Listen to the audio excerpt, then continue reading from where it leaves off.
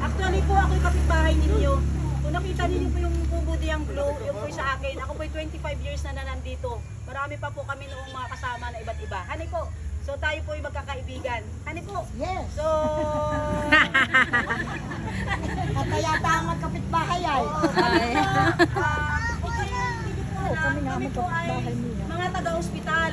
Yung hospital po ng Reyna area, yung Claro M. Recto, Memorial District Hospital na ngayon po ay Quezon Provincial Hospital Network, Claro M. Recto, Infanta. Yan na po yung bagong pangalan.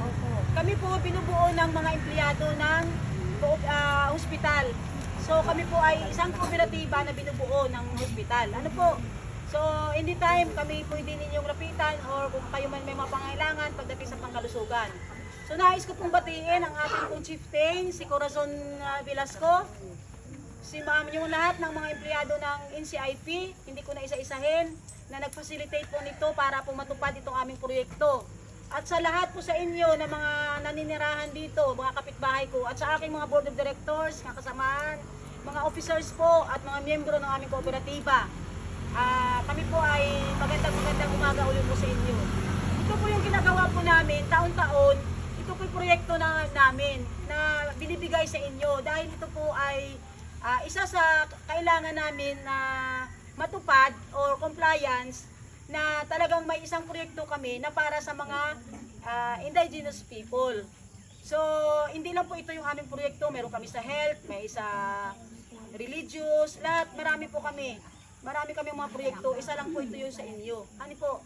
So, taon-taon po ito namin ginagawa. So, malay nyo, baka next year, babalik ulit kami dito. So, pinipili po namin yung may maraming mga population, kumbaga. Ano po? So, kami po ay magbibigay ng konting tulong sa inyo para sa ikabubuti ng ating siyempre pamumuhay at para din sa ating mga kunting damit. So pagpasensyahan nyo na po ito kung ano lang yung umaabot ng aming pundo dahil yan po hinahati-hati lang namin. Ano po? So kami po ay natutuwa at kayo po ay nandito lahat na nagpo-participate po sa amin. So maraming salamat po sa inyong muli. Ano po? Okay. At damin po natin ang presensya ng ating Panginoon sa lugar na ito. Ang Diyos naming makapangyarihan sa lahat, sa umaga po ito ay dinadakila ka po namin, niluluwalhati dyan sa iyo sa kaitaasan. Walang hanggang papuri at pasasalamat, Panginoon. Sa iyo ang pinakamataas na papuri at pasasalamat. Patawad po sa aming mga pagkakasala sa iyo at sa aming kapwa. Salamat, Panginoon, sa iyong walang hanggang pag-ibig at pagpapatawad, sa iyong kadakilaan, sa patuloy na pag-iingat at paggabay, sa biyaya ng buhay, sa iba't ibang pagpapala na ipinagkaloob mo sa amin, upang higit kami maging daluyan ng iyong kagandahang loob para sa lahat. Salamat, Panginoon, sapagkat dinala mo kami dito sa lugar na ito. Ito po ay hindi aksidente, kundi ito po ay nilano mo para sa amin. Para higit pa po kaming makatulong at makapag-ambag kung anong meron kami ang aming kooperatiba. Tunay, Panginoon, na salamat sa pangunguna mo sa amin sa magandang panahon na ipinagkaloob mo sa bawat tao na aming nakakasalamuha ngayon.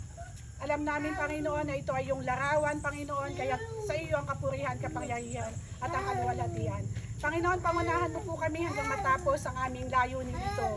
At salamat sa aming kooperatiba, sa aming mga tagapanguna, sa mga officers, Panginoon, sa mga members na patuloy na nagbibigay at nagkakagawa para sa lahat. Salamat, Panginoon, at hanggang matapos ay ingatan mo rin po kami sa aming pag-uwi mamaya, Panginoon. At ito po yung aming sinasamo at dinadalangin sa pangalan ni Jesus. Amen. Po sa ating lahat, sa pamamagitan po ni Sir Edsu Sumangil, pinapabot po niya ang taos-pusong salamat sa Claro M. Recto dahil ang Sitio Quezon po ay napili nyo na muling bigyan ng ganitong mga benepisyo.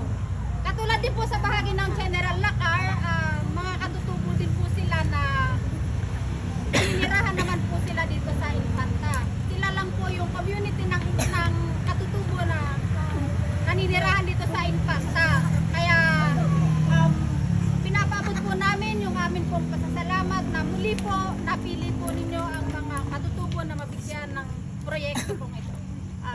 Yun po, maraming salamat.